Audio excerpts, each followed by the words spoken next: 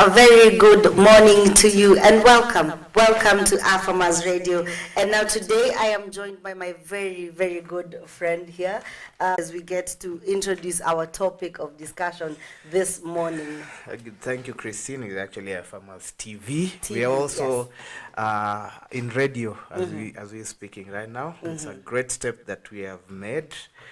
And very good morning to all our viewers everywhere you're watching. And today we have a very interesting topic, Christine. I think you can put us to speed. Yes, we're going to speak about food systems. And this is just about insect farming and insect and nutrition value.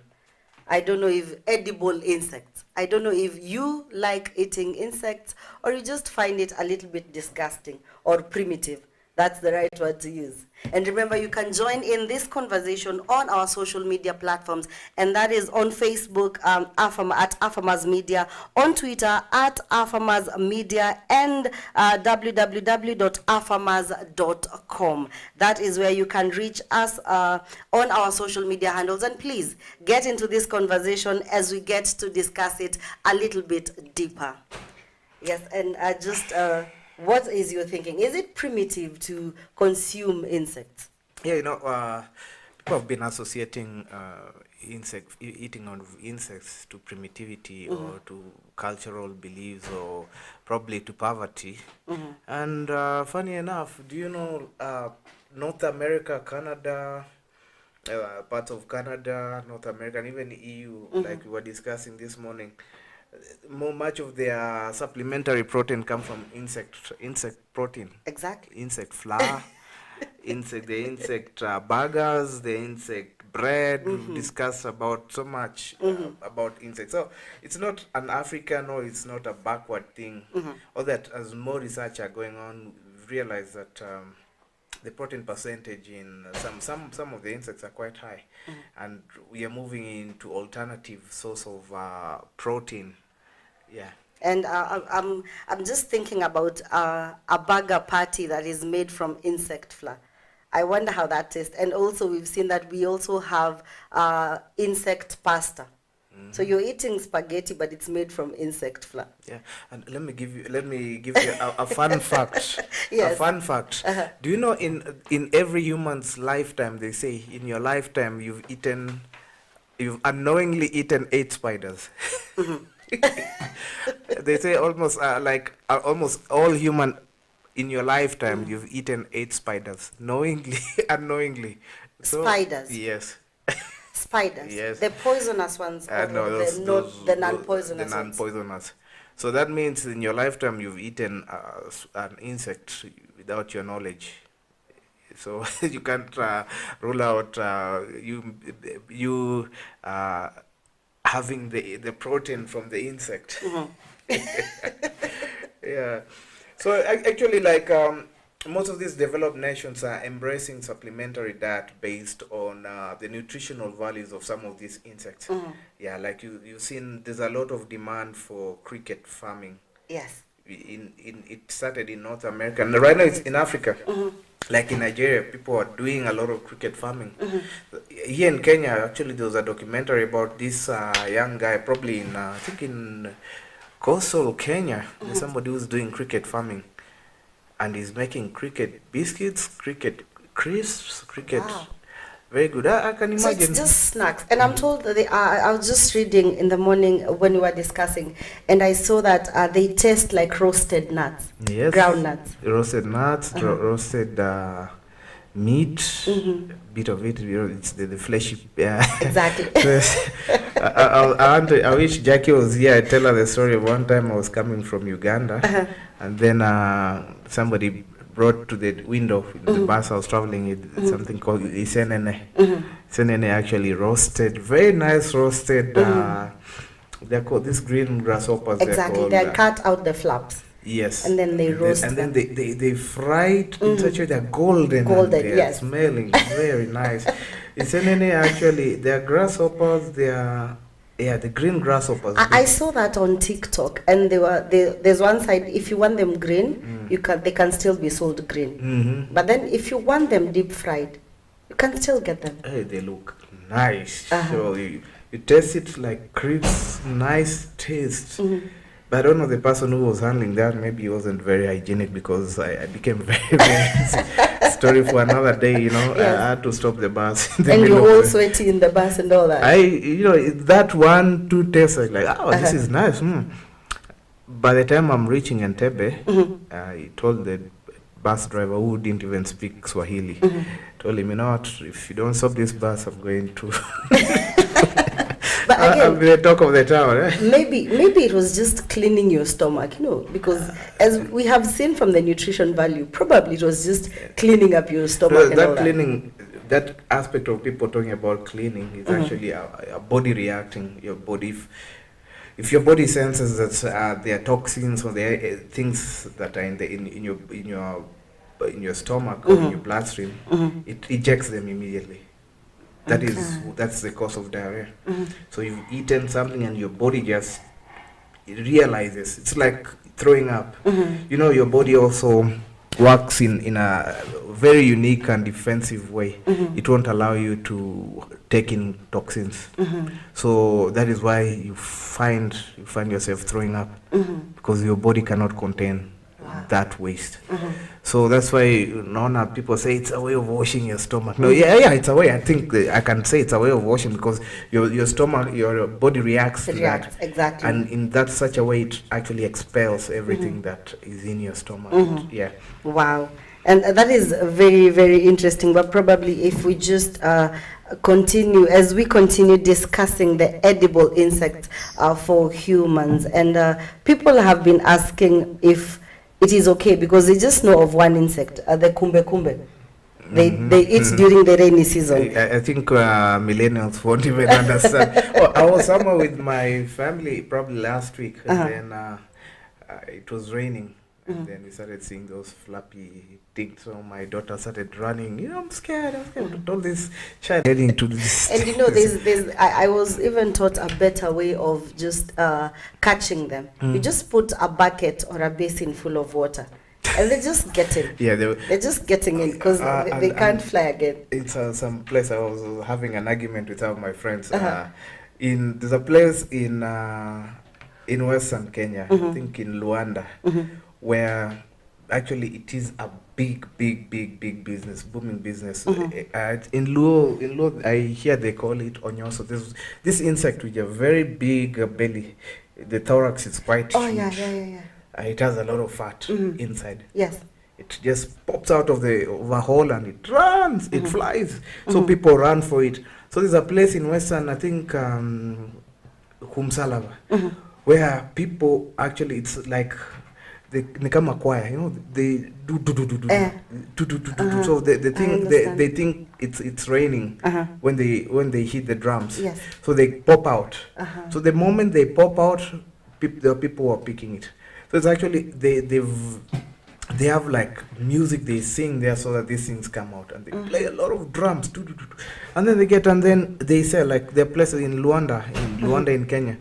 There are places there's actually an insect market where you can go buy some of these insects. Alternative, people say that's fat, very good fat, like the kumbe is actually the male termite, the winged termite, what we call the kumbe. So those are termites. Yes. But that is the male one, the one we consume. Yeah, the winged, it's called the winged termite. Yeah, it's just normal termites. I'm getting nostalgic, and I'm just salivating, because I remember I used to just take the pan that my mom used to cook chapati and I put them there with and then it goes so well with ugali, and you eat it. So the taste, the crisp I couldn't taste. wait for the ugali. Yeah. And just a quick fact about some of the insects, for example, like the cricket. Let me give you nutritional value of cricket alone. Yes. And that is why cricket is one of the most nutritious insects in the world right now. Cricket alone has 5% calories, which is very low in terms of your health, if you're checking on your health and your calories. It has 6 grams of protein.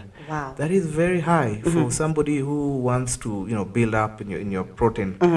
2.5 fat, which is 2.5 fat, not really bad. That can, and then 1 gram carbohydrate. So if you want to fatten your children, You want them, you want feed them on pom-poms. cricket diet.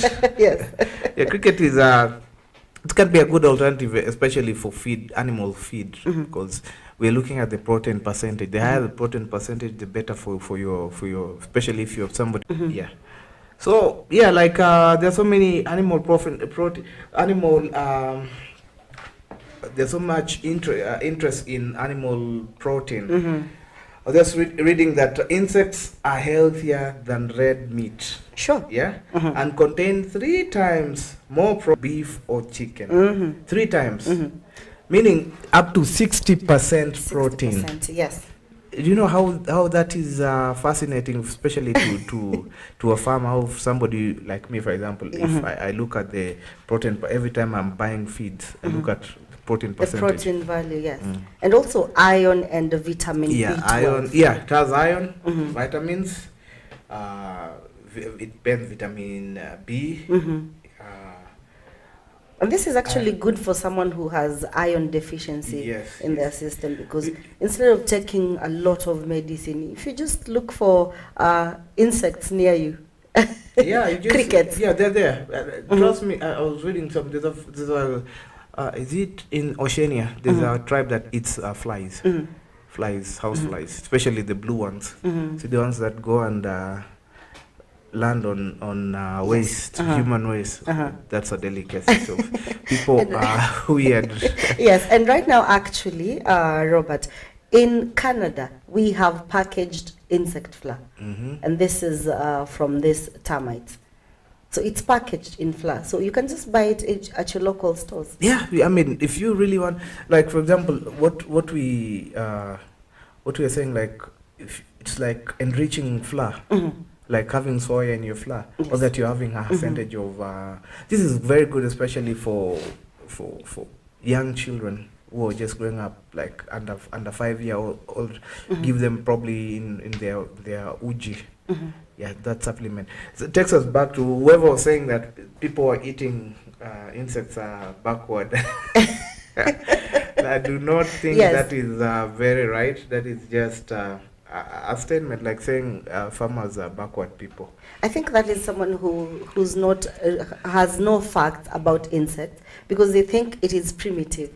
We are still in the Neanderthal system. Yeah. We have not evolved. We've not. Evolution is still taking place in us. That's why we are consuming insects. Yes. So there are very many markets here in Africa, specifically for insects. Like I told you, there's a place called in Luanda. Luanda. I used to study in Maseno University, so we used to go and hang around in Luanda there. So you'll see very weird insects being sold there, especially the kumbe during the rainy season. Somebody will come with a bucket. You see wings, things. Just you like it when they're still alive. Yeah, you take it and eat it. I just wonder why even fish, even seafood, you cook them when they're alive, like crabs, lobster, even octopus. Normally the best when you're trying to get the best out of them is eating them when they're still cooking them when they're still alive. Yeah, even for such insects, it's good you eat them or you cook them when they're still alive. Now that part, I think that is our human part, where we like hunting. Yeah, you went to catch it. Yeah, you went to catch it alive and just fry it. I think basically also is some of them become toxic as soon as they die. They start decomposing very fast. So, but I'm here to find out. I'm here to do my research. Why? The time I went somewhere and then they brought us a lobster, and then they took it and they cook it when you're seeing. Very big lobsters. Wow. And crabs. Yeah, and crabs. You eat them, you'll see them dying too while they're on fries. Yeah. Oh yes, like lobsters, crabs. Those are arthropods. Arthropods are actually part of insects. Part of what we are discussing now. In Naivasha we have crayfish. Crayfish actually almost like lobster. very nutritional, very, very nice. I'd encourage anybody who, especially if you're in Kenya, when anytime you're in Naivasha, go and ask for crayfish. Crayfish. Yeah, crayfish are like lobsters. Yeah, very sweet. You see, just put them, get it the way it is. I wish I put some picture. I don't have the Of picture. crayfish. Yeah, we've gone to Naivasha. Actually, used to do aquaponics with crayfish before. All that I realized, those crayfish started killing my fish. Because of the ecosystem. They're very Chloe. They have claws. Yeah, they have claws, and they're very, what do you call that? Dominant. Oh, they're very territorial. They want their space. They don't want any other thing to come near their space. So what we'll do, just if a fish comes near it, it just scratches you, and then the fish will eventually die because of the injuries it has. It sustains because its skin is still probably it's toxic. fragile. It has a toxic, and then once it chappers you like this, you will sing the national anthem of Ethiopia. Very painful. Yes, and now it is just 13 minutes to 9 o'clock. An update on our roads. We have someone here, Omurush, who's told us that a young boy, 11 years old, has just had a terrible accident next to Imara Mall on Mombasa Road. And this actually, according to him, it's negligence. Yeah, that is quite sad. Right now the children are out.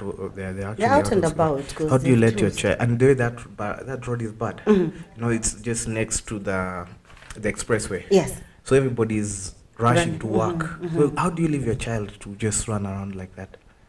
It's quite quite sad. Quite bad. This is quite sad, and please keep updating us on what is happening on your roads. More on that on our social media handles as well, as we continue to discuss about insects. And actually, talking about N-month, I think everybody is removing his car today. Yes. It's N-month, so we have to should be expecting traffic. And remember, we have to do that because, we are heading to Christmas. Oh, time, yes. And we have to travel with those cars. And people have to make money. So you have to come to Nairobi and see how to make money for Christmas. And remember, we also have to buy clothes. So we are rushing to town to buy clothes. Yes. Yes, and we have someone else here who's saying that at General Motors, and this is still in Mombasa Road, it is quite hectic around there. They have been standing there for almost 30 minutes, and the road is not opening. On Thika Road, it is looking smooth. There is no incident on that side of Thika Road. Yeah, and this is quite interesting, knowing that everyone is going to work, and they have also applied for the Hustler Fund. We forgot to mention about that. My question is, do people actually look at the terms and conditions? You see, that is something that binds most of the Kenyans. You know what happens even with these mobile applications, mobile money, what do you call this? Let's apply for your cash. They have lots and lots of mobile apps. Mobile loans. Yeah. They have lots and lots of terms and conditions, big terms and conditions, and I'm telling you, if you don't go through them, some of those terms and conditions will actually need a lawyer to interpret for you. Others, they can catch you in a very small way. So it's very important that, especially when you're about to sign a contract, nothing comes for free in this world. Or when the deal is too good, think twice. Like you are told, this Hustler Fund is going to help you.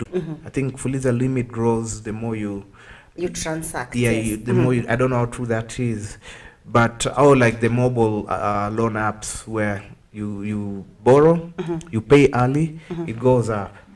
They put you into a debt trap, by the way. It's just like Fuliza. That is a debt trap. That's a debt trap. And that is why I think even when you're signing something, the terms and conditions are in very small letters because they know most people do not read them. And what like my brother Noah said, only if it is deemed necessary, take a loan. Only when you are deem and you know that you will pay it back.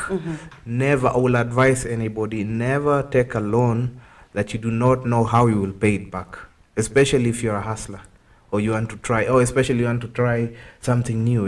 Let me see if I can buy this and see if it will, and then you have 2 weeks to pay, or you get into a debt trap. So there are people who cannot even pick up their phones because they know they're being tracked maybe by their bank. Actually, and have you ever, I don't know if you had that experience, Robert, I've had one, and someone calls you and tells you, ambia fulani alipe loan.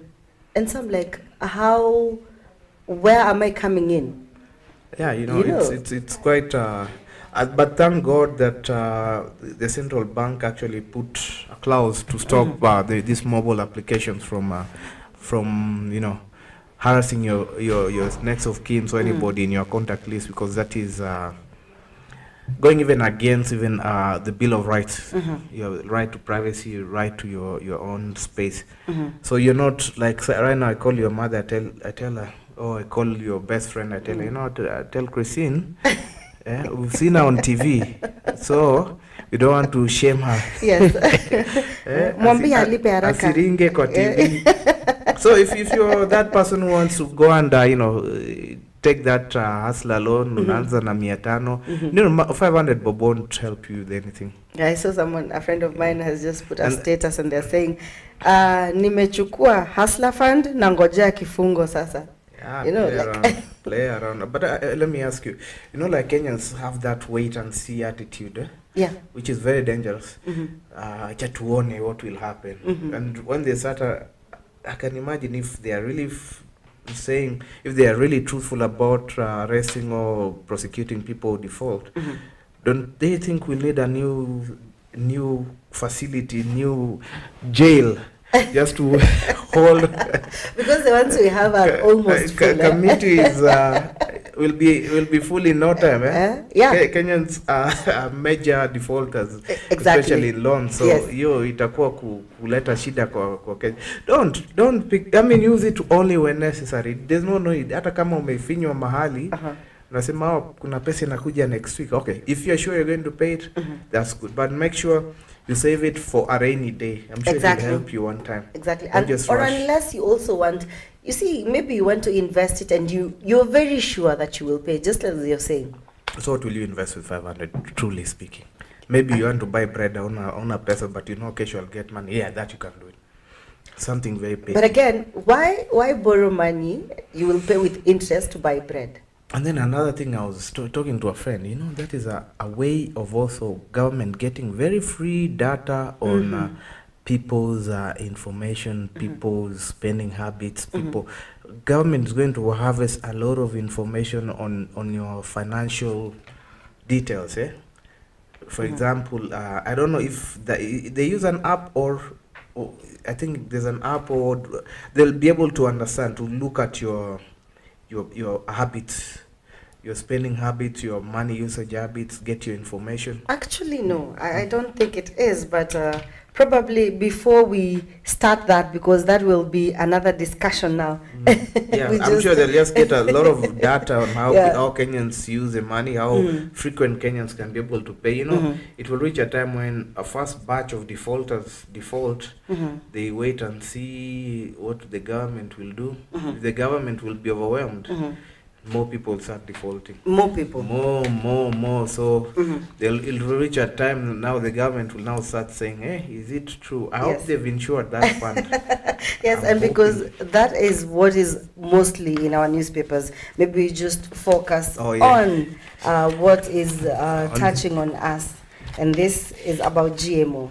Oh yes, our talk on GMO. It's on today's paper. It is on today's paper, and this is in page 14. That's the Nation, the Daily Nation. Courtesy. Yes, and they're actually saying that genetically modified foods are safe, and this is according to African scientists. Okay, which scientists in particular? Just to look at, we have Professor Mishieka and the Honorary Secretary Ratemo Mishieka. And he's from the Kenya National Academy of Sciences. Okay. And we also have the Network of African Sciences Academy Executive Director, Jackie Kado. And those are the two who are saying that GMO are very safe. Okay, you know, they need to base it on what specific samples, or what are they talking about? You cannot They're just just saying, wake up and say all GMOs. let Probably me just read they sampled. let me just read a direct quote here, and he says that they wish to state that approved GMO products are safe, and scientific authorities around the world, such as the U.S. National Academy of Sciences and the United Nations Food and Agriculture Organizations, have analyzed thousands of scientific studies and concluded that GMO food crops do not pose any risk to people, animals, or the environment. And this is according to Professor Mishieka. Oh, you know what they just said is foods that are already approved. Already? That means that their bodies that have, like the one we were talking about, the Biosafety Yes. Authority of Kenya. Yes. Yeah, those are bodies that have been put in place to check Yes. are these GMO safe for human. Like in the US, under USDA, United States Department of Agriculture, there are also bodies that are tasked to look at the GMOs and how fit they are. Yes. These things are just not released to the public just like that. The safety concern was the ones that are brought from the high seas, the maize that was procured by the Kenyan government. What tests have they gone through? They bring out you see, like scientists, yeah. Before you approve something, you have lab tests, you have lab results, you have analysis of samples, the failure rates, the success rates. Out of all that, they need to put it in public. The Biosafety Authority has to show us that this is how the analysis came from the samples taken, and this is for them to guarantee that it's safe. They have to approve it. And that is exactly what this board of scientists, or this group of scientists, are telling us. The ones that have been approved or pre-approved are safe.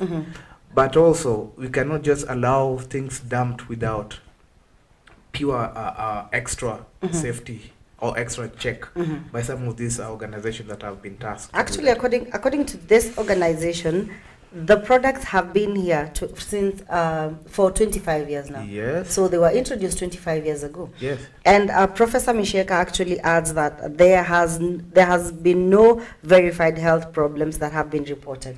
Of course. Remember in our show 2 days ago, I was telling people that you've been eating these things and you don't know. And they're just proving what I just said. Yes, and actually more than 70 countries have adopted biotech crops, with more than 190 million hectares of biotech crops grown globally.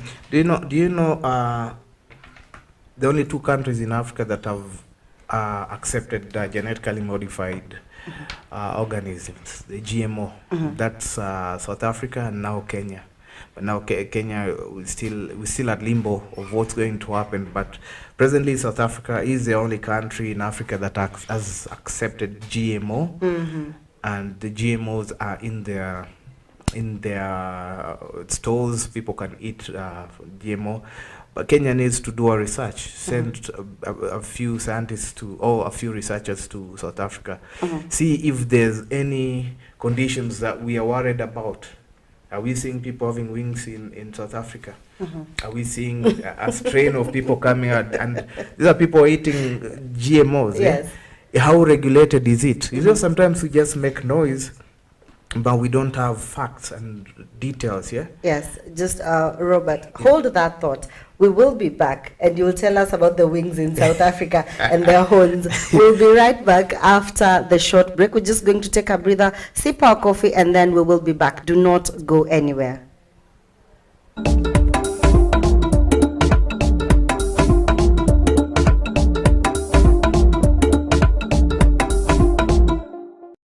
Unatazama Farmers Media. Sema mwisho.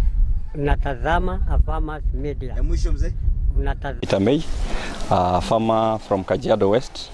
I'm the chairperson of the Kajiado Beekeepers Cooperative Union and also the chairperson of Kajiado Beekeepers Cooperative. The union is for the county, and the Kajiado West sub-county cooperative is for the sub-county of Kajiado West. So I'm glad again I'm meeting you for this second time. The last time I was in your studio. Today we are here, we are discussing about apiculture and the role of apiculture in climate change. We know that the adverse effects of climate change, what it has caused. Actually, as we speak, the county of Kajiado has maybe felt a lot of impact that has been brought about by this drought. And the drought is all about brought about by the effects of climate change. So when we talk about apiculture is all about beekeeping, the activities involved in the beekeeping industry, and all the stakeholders that are involved in that beekeeping industry, and that we've destroyed because these companies have caused a lot of destructions in our forest and also in those environments that maybe other plants used to inhibit. Yes. Lastly, I just want you to do a drop for me. Say your name, you're the chair of which beekeeping union, and you're watching a farmer's media. Yes, this is... You'll say something in Kimasai to make it look nice. Yes, this is Kisai Meitamei. I'm the chairperson of Kajiado West Beekeepers Cooperative and also the chairperson of Kajiado Cooperative Union. That is for the entire Kajiado. And I'm so glad and also assuring isidai ana kitesheni nikijo a farmers media magagira itengeni yok enikinko taata tenikiponu aas esiai eramatare ang kingira adamu ajo kanyo kuna tokitin taata nayau ena nyamali nayau olameyu neeku ashe oleng. Yes.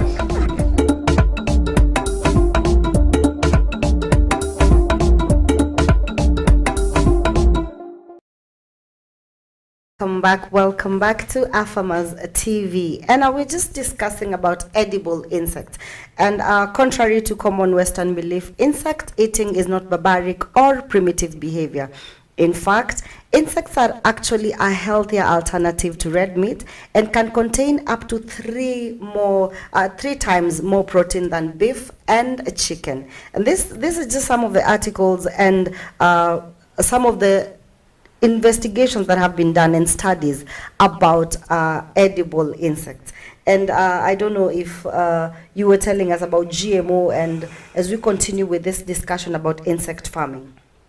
Yeah, the three reasons why insects insects have become an alternative to our nutrition in the world right now. The three reasons, three major reasons. Yeah. Yes. Number one, with the rising cost of life, we've realized that animal protein or getting animal feed or getting animal products such as beef or fish product or chicken becoming more expensive with time, especially post-COVID, where prices of meat actually soared across the world and chicken became expensive. So it's becoming an alternative. Yeah. Number two is actually it's a healthy alternative because we've looked at even calories. They are very insect protein or insect meal actually has low calories compared to things like animal protein or like from like meat. Meat has higher protein, higher fat, higher calories. And lastly, animal feed production. You see, it's very why we're embracing insect feed because of the high protein, which helps us make very good animal feed. So those are the three basis of why they're becoming a big thing in Africa. Just to give you a shocking a small fact, do you know in South Africa we have this this kind of worm called mapome worm that the insect industry or in this insect in trying to get this protein. Yeah, that is what I think about that is one of the concerns actually. And considering also the prices, just as you have said, the prices of meat and chicken rising, and we also have the climate conditions. And more importantly is the cost of feed is becoming too expensive. Cost of processing and transporting and manufacture of these animal feeds becoming too expensive. Right now, you've even seen the prices of fuel prices gone up. So it actually increases the cost of production. So right now we are looking at an alternative. we have this black soldier fly, larvae and pupae, which is becoming quite a good alternative of feed. We also have larvae. I've written an article on larvae. Wow. Larvae farming. Inzi, you know, those larvae, the ones Yes. that we see in toilets and in waste. The big human- ones. Yes, those white crawling maggots. Yeah, let me call it maggots. Yes, maggot farming is also building momentum. Very Okay. easy. You just get your dirty, I'm smelly sorry, but stuff. why would I go maggot farming? What are the benefits? Please Maggots just have very high protein. Very, very high protein. for what exactly? It's an alternative to your feed, to your chicken feed. Oh yeah, for chicken Yeah. probably. So like there's a project we did somewhere in Bomet where we did an integrated system, yeah, where we have chicken, fish, it's an aquaponic with chicken and fish. Yes. And the waste we have, especially this high grade chicken, the more you feed, they release a lot of waste. Mingi sana. Yes. If you have like about 100 chicken, I'm telling you, it's a lot of waste that is being released. Yeah. So what we did is quite simple. From the waste, we just have a way where the waste falls. The chicken is on top, and then the waste falls down, and rolls into somewhere where we collect it.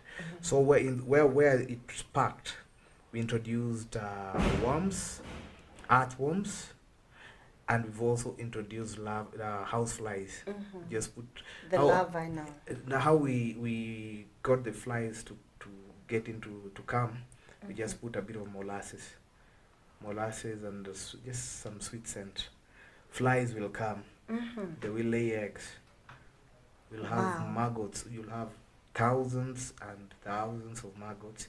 So we've constructed in such a way, once they lay eggs and the maggots start moving, the maggots fall into somewhere we can collect them. As they grow, they fall down, and then we just collect them. We give them to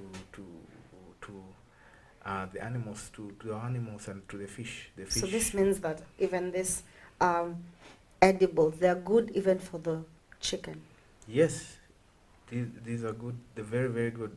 These maggots that you're seeing are very good. They're very high. They are very high protein. And that's why we are even urging farmers to see alternatives to to the feed. You don't need to just sometimes think outside the box. See how you can be able to find an alternative. Find a bucket. Get a bucket or get something, a container. Put your waste there, and try to attract houseflies. Also, if you can use cow dung or try to attract houseflies. Let them lay eggs there, and then start culturing maggots. Wow. From that maggot, you can fortify it with the feed that you're giving your animals. If your chicken, you can have the chicken feed, and then you fortify that the maggots in there, and then they eat. And actually, there's someone here who has just said that what you're saying is very true, because even for fish and pigs, and he's saying that according to a study that was done, this type of maggot-based animal feed has fetched $10 million in capital in South Africa. South Africa, because I love South Africa because they embrace it. They embrace a lot of South Africa and Nigeria. They really love embracing our technology, especially in farming, and that's why they are doing so well. Even Ethiopia is coming up. With Kenya, we have that wait and see attitude. Yeah, See, The one that you said. yeah. Problem in Kenya, they'll watch and then see, is it working? If it works, then everybody will rush to it. Remember, this bird called what? Quail. Yeah, the quail.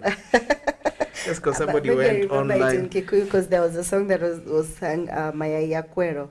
You know that guy? So, Yeah. Because I was still in college by then, so we had in Kenya there's quail farming, which is really, really hitting, and it's a technology that came from China. I think I don't know how people, no, just somebody went online and read, quail farming, yeah, quail eggs, that's this. But now, just like any other, you can say, it has iron, it has, like the way we are saying, like cricketers, iron has this, which is good for your blood, Exactly. which is good for all this vitamin that is good And for the good your fats, because it has also amino acids. just because of that, somebody went online and said, "Do you know quail eggs can cure goiter, whichever disease?" Yes. Now that became a big thing. Just because of that small element or that small statement, now everybody started doing it without even research. So that's a big issue about Kenyans. You know, we wait and see a fair, and then after you see something work, everybody goes, bam. We all do it With their hands, legs, Yes, everything. and that's when money comes from nowhere. Exactly. You'll find now it's research. You do research like snail farming. Snail farming is doing quite well in Nigeria. Doing quite well. I was in Burkina Faso. I saw it doing quite well.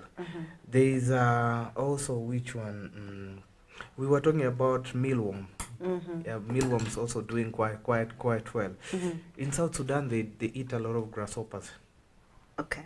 Yeah, they eat a lot of grasshoppers, and they're there for free. You know, remember during that time, in fact, there's a Mzungu who actually there's some white guy who made a joke. During that time, we had a locust invasion, saying, we have a lot of locusts. Somebody just said, why can't you harvest and eat it? That's food. Somebody was saying, you guys are complaining about locust infestation, yeah? We just got drums and pans and we were hitting them and they were flying away. Just put a net where they are, you see, where they have a route. They normally use one They route. swarm in one place. Yes. So if you know that they're going to pass through this route, trap them, eat them. Simple. Okay. Or trap them, dry them, feed it, make animals feed out of them. Yes. Yeah. They say, And actually, if you grind them, you get this protein powder. Yes. We left food to go like that. Wow, free food. Free food. Manna from heaven. Yeah, the locust. So next time we have, God forbid, but anytime we have locust infestation, see how to make a fortune out of that. Try to make feed out of that, because locusts are very high in protein. Yeah. And amino acids, because it says that it contains actually the good fatty acid. Protein is actually amino acid. From there, you can break it down into other small things like the fatty acid, acetic acid, and all the others. Wow. And carbohydrate is also very important. Very good, yes. Yeah. And we have the 4 celebrity insects that are mostly eaten in Africa. Yes. 4 celebrity. The first one is grasshoppers, locusts, and crickets. Yes. As you have identified. Actually, cricket should be number 1 in the list.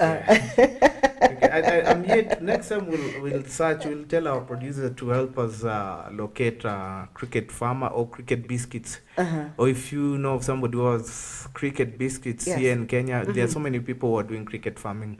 You let us know so that we can be able to bring them here in this show and we can see how they taste. Yeah, we pick their brain and they tell us. I would like to know how they just trap them and how they contain them in one place. Yeah, because it's an $85 million industry in South Africa, in Southern Africa. 85 million is quite a good catch. We need to expand the kumbe kumbe in Western Kenya. Yes, and number 2 on the celebrity list is termites. Oh yeah, the Goes down well with ugali. Kumbe. Yeah, for those, I think most of our millennials don't even understand what kumbe is. That's very good. And those people who were born in Nairobi, some of them don't even know that. They have no idea what you're talking about. What they're missing. Yeah, but again, I have seen them even in my place. When it's rainy, sometimes I see them. Everywhere. But maybe just one or two. Yeah, you know, I was surprised because we've been having a very long and a very long drought. But the moment it just rained, water just touched the ground. I do not know where they came from. They just popped out. I think years, after months of, unless they're timing the rainy season. They know because of the ecosystem. They even know the smell of rain when it's coming to rain. So they're ready. They're just meaning that impact of human activities on the global climate can really affect the whole ecosystem. Very, very Everything, much so. Pakistan. Very, yes. And do you know, by the way, we've forgotten the most important creature, the most important insect in the world. Do you know which one it is? Which one? The most that they say, if this insect, can somebody, maybe that's a trivial question, if this insect goes extinct, 10 years, human go extinct. Okay. There you have it. That is our trivial question. We'll get to sample the answers at the end of our show. Who will be able to answer that question? Which insect, when it goes extinct, human beings will go extinct? Yes. And we'll give you a shout out right here as we finish our show. Yeah, we'll tell you at the end of the show, so keep watching. Yes, please tell us, if this insect goes extinct, the world will come to an end. Not really the world. It will have such a bad effect to human beings that we might go extinct. That means it's the biggest contributor to our ecosystem. Yes. Okay. It's something that we know every day. We Oh. see it every day. It's a very I'd like to see you important- people try. Please, please, please. No, Google. Don't go to Google. Don't Google. Please do Don't your Google, research say and Google yes. University. Please then tell us your answer. Remember our social media handles. On Facebook, we are at Farmers TV. On Twitter, at Farmers Media. And on our website, www.farmers.com. Please tell us your answer to our trivial question. We'll get to read out your answers at the end of our show. And now continuing with our celebrity list. Go on with our celebrity list. Which one is there? Mopenwam, the one you were talking about. Yeah, the one that's $1 million industry in South Africa. Imagine. That is quite. And then we have number 4, palm weevil larva. Oh yes, that one is also it's also doing. Our producers showing us cockroaches. Yeah, there are people who do. Oh yes, I forgot it. Cockroach milk. Do you Oh, know no, that no, is the Robert. most expensive No, animal no. insect extract? Okay. Cockroach milk. I don't know why I forgot about that. Cockroach milk. Yes. Please tell me how that does. I mean, how? How do you even milk the cockroach? There's that white, okay, they call it milk, but there's a white substance that is produced by cockroach. You know, have you ever stepped on a cockroach and you've seen that white thing? Don't even say stepping. Every time I see one, niko na slippers kwa mkono. It is cockroach milk is one of the most expensive liquids found from a dirty insect like cockroach. How is it beneficial to us? It has almost 80% of protein. Okay, from 60% to 80%. Yes. But for animals, not for humans. For humans. Oh God, no. For humans. No. They're actually cockroach farms as we speak. There are so many. Let me give you a small nutritional fact about Please cockroach. do. Yeah? Please do. Cockroach has magnesium, actually 9.7 mg per 100 grams. That is quite high. Yeah? Magnesium. Wow. Cockroach has 8.5 mg to 100 grams. Yeah? That's part per meters. Yeah? ppm, or we call it ppm. Iron, it has 7.4 ppm. Potassium, it has 7.0. Phosphorus, sodium, manganese, copper. Wow. That's why they call it superfood. Let me read something. So that is a superfood. Cockroach milk has gained a buzz as a superfood due to its nutritional content. In fact, lab research has shown that it has more than 3 times, it's more than 3 times as nutritious as cow's milk, buffalo milk. You know, buffalo milk is very nutritious. Yes. And human breast milk. Given that cockroach milk isn't commercially produced, general nutritional information is it's not much available. So this is somebody who did a small research on the cockroach milk I was talking about. Yeah? So there are lots of information about cockroach milk and cockroach farming. I mean, if you feel like doing, but those are free things. Yes. Yes. They're just annoying things on in our houses. You can turn into something, you know. Go and look at why cockroach milk is termed as a superfood. go find out, go do a lot of information and do a background check. I thank you, producer, for reminding me about cockroaches. Cockroaches are good, healthy food. So that is a superfood. It is a and from what superfood. you have read, actually, I think it's even more than the insects we were talking about. Yes. So that means it should be number one in our celebrity list. They say, okay, there's one specific type of cockroach called Dipoptera punctata. It's unique because it gives birth to live offspring. So it releases crystalline milk to its offspring. Wow. And we have our comments on our Facebook page. We have Thomas Okello who's saying tamu sana. And we have Fiona Luta. Amekula. Yeah, najua Thomas umekula gani? And we have Fiona Luta who's saying climate change has really impacted the world. Kenya has faced the deadliest drought ever. We've witnessed hunger. Why should we be against GMO when it could be a solution to food security? Okay. And then Jackie Moore who's saying, why would someone eat insects? What I know is insects create the biological foundation for all terrestrial ecosystems. Now, Jackie, maybe we should get Robert to buy you cockroach milk. No, let me tell her. I started telling her a story of, I was in a place called Goma in DRC. And one time we went somewhere to some market that it's always there. It's like Kenyan market, but now this is meat market. This is I'll call it a weird market.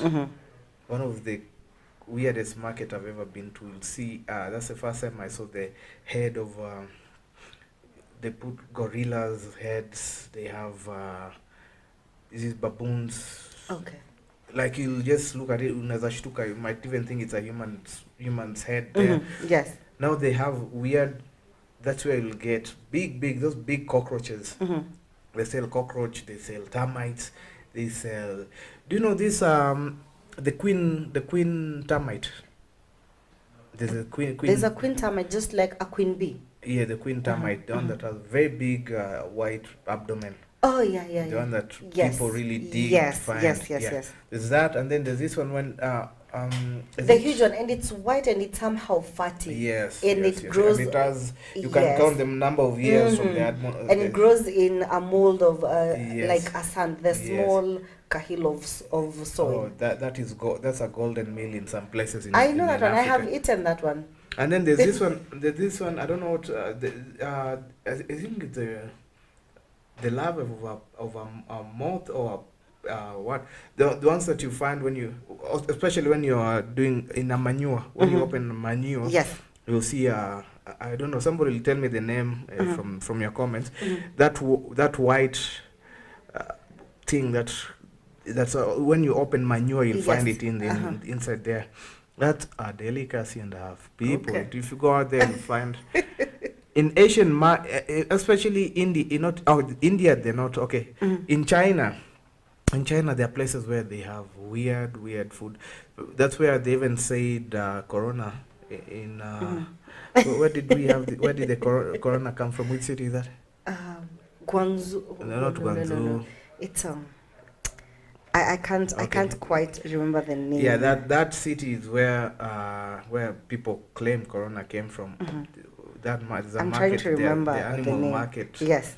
The animal market where they have weird creatures. I mean, for people to eat bats, you have to be out of your mind. Yes. I have no idea how they taste, but I think that China and those Asian countries, they really consume the insects. Yeah, like Singapore, there are places in Singapore where you eat. Those they're called food markets. You eat the weirdest of all insects or all animals, as long as they are not poisonous. You'll even find snakes. Oh yeah, I told you in Goma there I saw snakes, some type of edible snakes. You'll find crocodiles. You'll find, and these big rats. Those very very big mole and rats. Yes. Disgusting. If you're there and then. Flies are everywhere. The first thing you'll meet when you get into that market, it just flies everywhere. It's quite but it's $1 million industry. There are people come from far to buy crazy animals, especially baboons, gorillas. You know, they quite messy. Yes. And just as we have read the comments, we have asked Thomas to please tell us again, because you have said tamu sana, please let us know which one have you had the pleasure of eating, which insect. And Jackie Moore, why would someone eat insects? Because what I know is insects create the biological foundation for all terrestrial ecosystem. Okay. Yeah, I mean, it's food. Do you know, by the way, this fact that you need to know, 2 billion African population feed on insects. So Jackie Moore, 2 billion. 2 billion Africans. We have about, I mean, the world population is 8 billion as we speak. Yes, and by 2050 we'll be at 9.1 billion. So a quarter of the world's population is actually consuming. So Jackie, 2 billion Africans are currently consuming insects. Don't worry. And on that note, we also take our second short break. We will be back with more of traffic updates. And remember our trivial question. We're still waiting for that answer, please. And no Googling. We want to know that insect. As we break, we will be back. Please don't go anywhere and follow us on our social media platforms as well.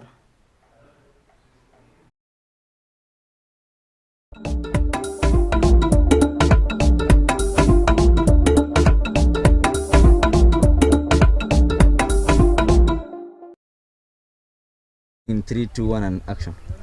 Sawa, asante sana kwa kutupatia muda kuongea na sisi. Tuambie majina yako, ni nani, hii sehemu inaitwaje, na hii kulima mnafanya ni gani? Haya, nimeshukuru. Hata na mimi naitwa Emily Kereto. Mimi ni mama, niko na familia. Hata na mimi nimefurahia kuwaona. Ni vizuri ukipata wageni ukiwa kwa kazi. Tumefurahi. Hapa kwetu kwa eneo hili inaitwa Engi. Nongo jo kama ya mashini. Sasa hapa tuko na kilimo ya nyanya. Hii kazi imetupendeza sisi sana. Kwa sababu ni kazi tunafanya kila siku, tunapata mapato yetu ya kulisha watoto ama kuwalipia karo. Kwa hivyo ni kazi tumeifurahia sana. So mnafanya ni kazi ya kibarua ama ni wamama mmeungana kwa kikundi mkaamua kufanya ukulima wa nini, wa nyanya? Tunafanya kama kibarua, but tunafanya tukiwa group. Tunaweza shikana kwa sababu gari inakujanga na makreti mingi, tunashikana kama watu 10, watu 6. Sasa tunafanya kama group. But ni kibarua. So hiyo kibarua mnaona imewanufaisha aje kama wamama wa Masai, vile umesema ni kwa kijiji ndani. Sasa hii kibarua imewanufaisha aje kama wamama wa hapa hii eneo? Hii kibarua imetufanyia vizuri kwa sababu ni kibarua tunafanya tukiwa kwa maboma ama tukiwa nyumbani. Kwa hivyo ni kibarua imetuinua tuseme kifamilia, mambo na machakula, mambo na karo ya shule. Kwa hivyo ni kibarua imetufanyia mambo mengi sana. Na bado ni mzuri kwa sababu tunafanya tukirudi nyumbani. Kwa hivyo unaamukia asubuhi na kuja ukifanya unarudi. Tukiingilia maneno ya ukulima, unaweza sema kwa hii kazi ambayo unafanya kuna elimu ambayo umepata jinsi ya kukuza na kupanda nyanya? Hata mimi ndaweza sema hivyo. By the way, watu saia wakulima wakienda, hata sisi tuko na kitu tumepata. Kwa sababu saizi venye tumeanza kufanya hii kazi, tumejua nyanya inaweza chukua baada ya miezi 3 tunaanza kufuna. Na ni kazi tumeielewa, tuseme tu tumeielewa juu ni kazi inaanziwa hapa kwetu na inamaliziwa hapa kwetu. Kama sasa hii tunaona mnavuna nyanya, tueleze kidogo vile mmechunga hii nyanya hadi sasa hii mnavuna. Process yake mlipanda lini, utajuaje nyanya iko tayari kuvuna? Mimi siwezi jua sana mambo vile ilianza, but ninajua tu ya kwamba inachukua almost 3 months, after 3 months tunaanza kufuna.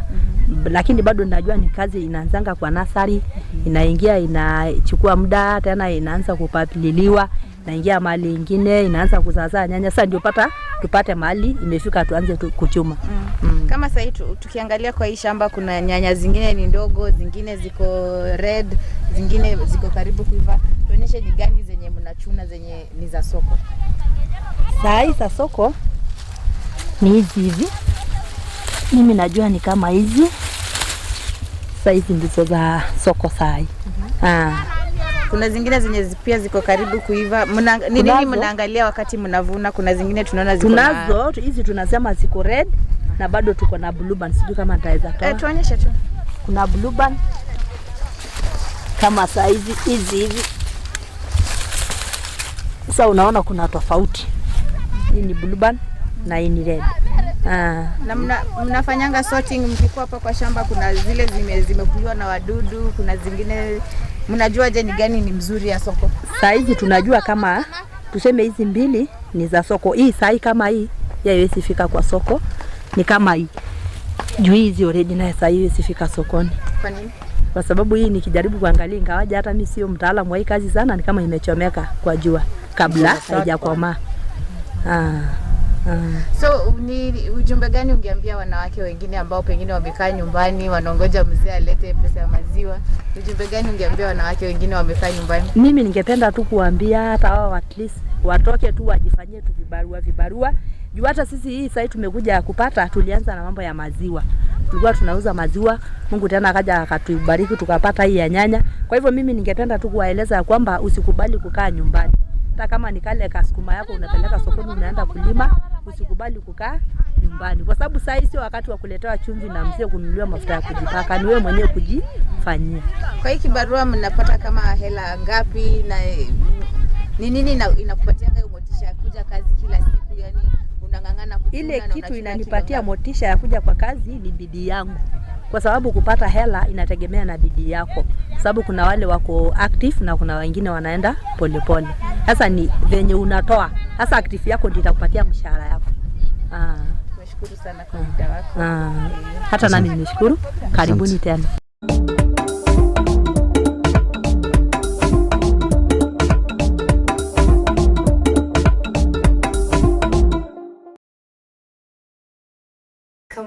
Welcome back on Afamers TV. And just to mention, Farm Girls will be coming next and they will be talking about indoor farming. And as you can see, I'm holding a very beautiful flower here. It's quite beautiful. Yeah, that's an indoor plant, eh? It's an indoor plant. Yeah. So they'll be telling you about the importance of having an indoor plant. So make sure you're here. Do not go anywhere as they get to tell us about indoor plants. Yes, and just to look, Mwakio, at the trending topics in agriculture worldwide. Before we even go there, we forgot. You know, 2/3 of Madagascar eat insects. 2/3. Yeah. That is almost the whole half of the country. Yes, because Nikavile, the way we eat ugali. The way ugali is our staple food. Yeah. For them, it's just insects, yes. termites. Yes. Our nakula insects. Especially cricket farming so much. It's called the Indian Ocean cricket. It's one of the most staple food in Madagascar. And you know, they say for every human being, one human being, there are about almost 1 billion insects for every one person. So you can imagine how many insects are there. Wow. So this means that the ecosystem was very well arranged. So that the kumbe come when it rains. Yeah, when it rains, so you can supplement it with the plants that you. Yes, and this is just interesting. What I'm getting to know, because I know that Mwakio, you have traveled and have been involved so much in agriculture, and it's quite interesting that you have been to South Africa. Sorry, Dr. Mwakio. You have traveled a lot and you have a vast experience when it comes to agriculture. So it's quite interesting even for the insects, and we're just talking about insect farming. And as we agreed, we're changing our celebrity list, our insect celebrity list, and we're putting cockroach at number 1. No, in terms of nutritional value and what you it can has gain to be out number of that, 1. because cockroaches, and there's so many, but I still believe cricket are still topping the list of things that can do.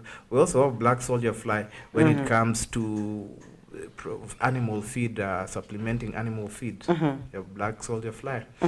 We have people who eat flies, house flies, the common house fly. People will eat that and they will enjoy it. I'm sorry, what? Yeah. They eat what? The common house fly. Oh no. You know, so unfortunately, these things are so free out there. You can just why go. would okay? there I am with one of the comments I read. Why would someone eat an insect? But now there I am with you. Why would someone eat a house fly? It's the same way you'll eat a goat. Oh, okay. So probably somebody, a vegetarian will ask, oh, why are you eating meat? Yeah, that's the same way. Yeah. Okay. Yeah, like we have very important creatures in this, insects in this world, like the silkworm. You know, very, very important. Yeah, very, very important silkworm, yeah. Yeah, so I think this, the arthropoda, or research on the arthropoda is something that has to be built up. Students who are learning zoology, people can specialize into insect, see the benefit of insect, especially in agriculture.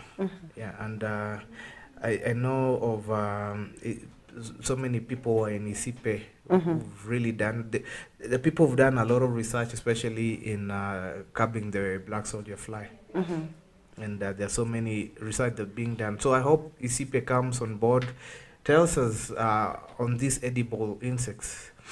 What we really need right now, especially in food crisis situation, is alternatives to food.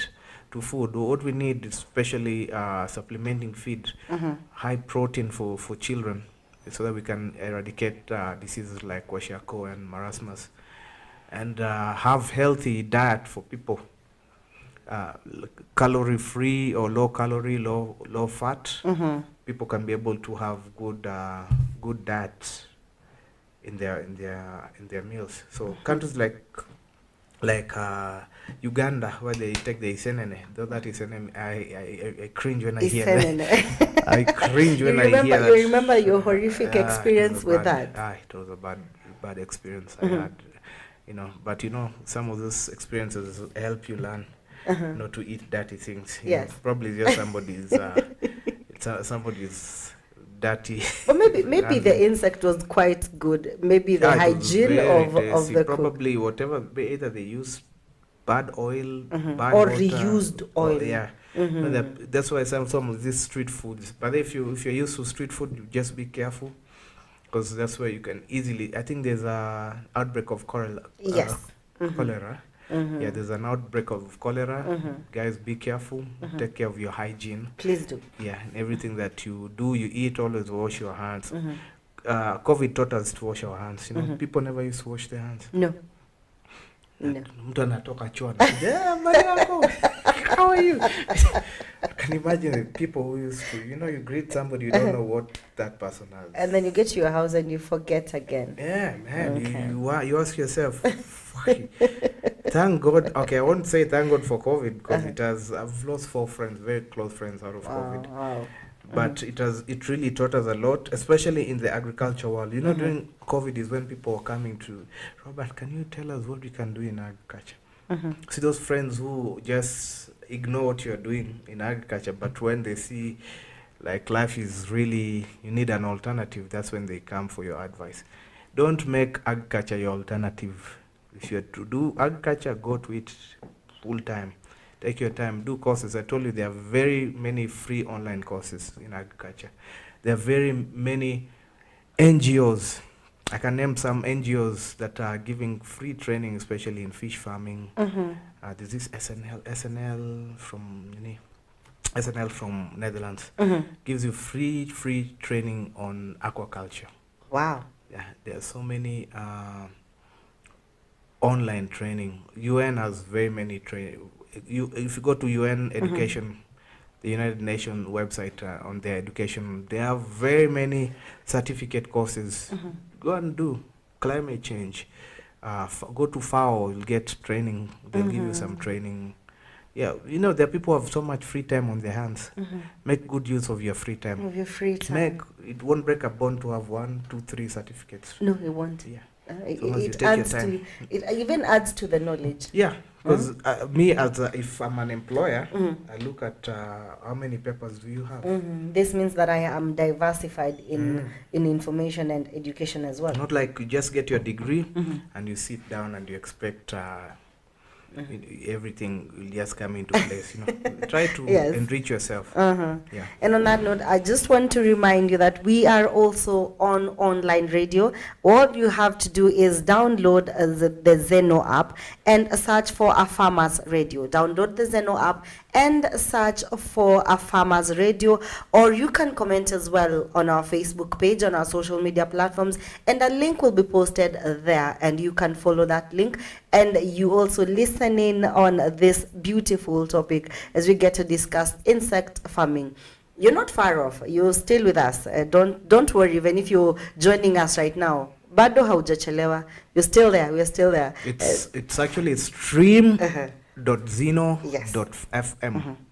Stream.zeno.fm. And then you can be able to get F Farmers Media. F Farmers Media. Just search for it and comment. And remember, we have our trivial question, and because we're almost ending the show, so please, please, please remember our trivial question. Which insect, if goes extinct, will threaten the lives of human beings? There you have it. Will threaten our existence if they go extinct. If they go extinct. We're waiting for that answer. We're waiting for that answer as we just get to sample our comments. We'll get to read your comment on that. And we wanted to discuss about the trending topics in agriculture. I've read somewhere right now that there's a shortage of potatoes, especially these big chain stores such as kutengeneza chips. Yes. Fast food restaurants. Yeah, the fast food restaurants. Right now there's a shortage. That was 14 hours. It was reported 14 hours ago. There's a shortage of potatoes. So I don't know what will happen if you have a chance. You take advantage of that. If you have your own potatoes, you can take advantage. And this is where we get to just mention about the policies that are put in place by the government, so that we ensure that our potato farmers, they just get something from that. Yes. Instead of just buying it at a cheaper price and then selling it at a higher price, and the farmer does not benefit from that. No, we also need to look at the factors that cause these shortages. Yeah? You see, we are looking at our over-reliance on rain-fed agriculture. Yeah? If we could have constant constant harvest, yeah? If you're going full throttle as a potato farmer, you know that I'll be doing this yearly. If I put into place things like irrigation, crop rotation, or farm rotation, where you put your farm in such a way that when you're harvesting this month, you harvest on the other side another month, so that every year you have a circling rotation. That is actually the question I wanted to ask you, Dr. Mwakio, because there's a show 2 days ago we discussed about the overuse of the soil. Yes. So when you're farming and you decide that you just want to plant potatoes, or you want to be strictly farming potatoes, you ensure that you separate them so that there's no overuse of that soil. Yeah, it's when we overdo things also, we deplete the soil nutrients and resources. The soil, if you look at the function of soil, is actually to anchor crops, and actually also has mineral. Not like the soil has like soil comes with minerals that are there. Yes. But once a plant absorbs the mineral, the crystal rocks like sand soil is just crystalline rock, so crystalline dirt. Yes. But some of them are mixed with the chemical components. Yeah? So that the plants want the chemical component. They don't want the dirt or the things. So you might plant and your plants deplete everything so that your soil is just there. You see, it's like taking tasteless tea without sugar, because probably you've depleted the sugar. Yes. Yeah. So at the end of the day, we need to embrace things like crop rotation to help your soil heal. Let your soil heal. Don't you're doing maize, 20 years, Yes. maize, until the soil becomes So this means Yeah. as time goes by, the value, the quality of the crop Yeah. reduces as well. It reduces as well. Mhm. Yeah. Wow. Wow, this is quite interesting. And of course, GMO is still trending because people have Oh, yeah. misconceptions. I think there was a story on GMO today. It was. Yeah, It we is can, that. we can go back to it before we wrap up our show. Exactly, and we Yeah. get to tell you because no one has told us about that insect that can go extinct. So please, we just want to look at the story about GMO. And according to the African scientist, you see now we even have African scientists. Yes. Hmm? No, They're coming we've up. always been having. We just didn't know about them. And actually, Burkina Faso commercialized GMO cotton in 2009, and after 6 years controlled field testing in South Africa, GMO cotton and GMO maize have been in commercial production since 1997. Don't forget even Kenya's. Our cotton is GMO, by the way. Are you serious, Dr. Mwakio? Yeah. Yeah. Okay. Okay. Wow. And so the African scientists are, while calling out leaders who have politicized the GMO argument, Professor Mishieka has called on his fellow scientists and the media to combat widespread misinformation about GMOs in order to enhance acceptance and adoption. So now we have also been put in that boat as well, Yes. Yes. to ensure that we give people the right information so that they're not Yeah, misinformed. but that brings me back to what is the work of the Biosafety Authority. Authority, yes. What is its work? That is its work. Now somebody is trying to overlook the mandate of the Biosafety Authority, and that is the work it's been tasked. It's actually an organization or an authority formed by Act of Parliament. And actually, I'm being reminded that yesterday, yesterday or the day before yesterday, the government said that they are going to allow local farmers to sell their maize up until February. And after that, Yes, our because maize comes in. we are. I don't know if people are hoarding, people are doing what, but this every year, this shortage of maize every year, we need to either way look for a solution.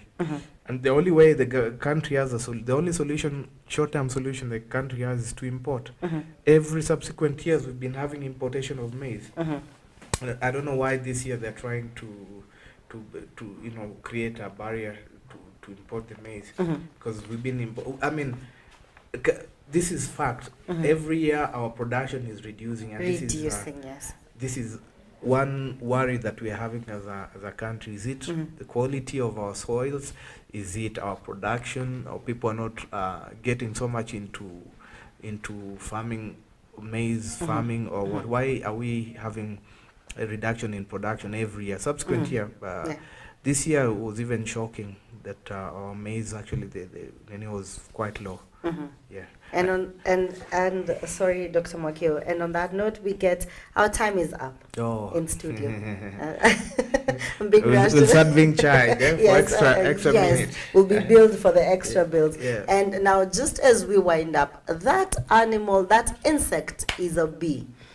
And it is a bee. yes, and Dr. Mwakio actually has told me that if the bee goes extinct in 4 years, we will have no human life. Am I right? Yeah, that is according to Vice website.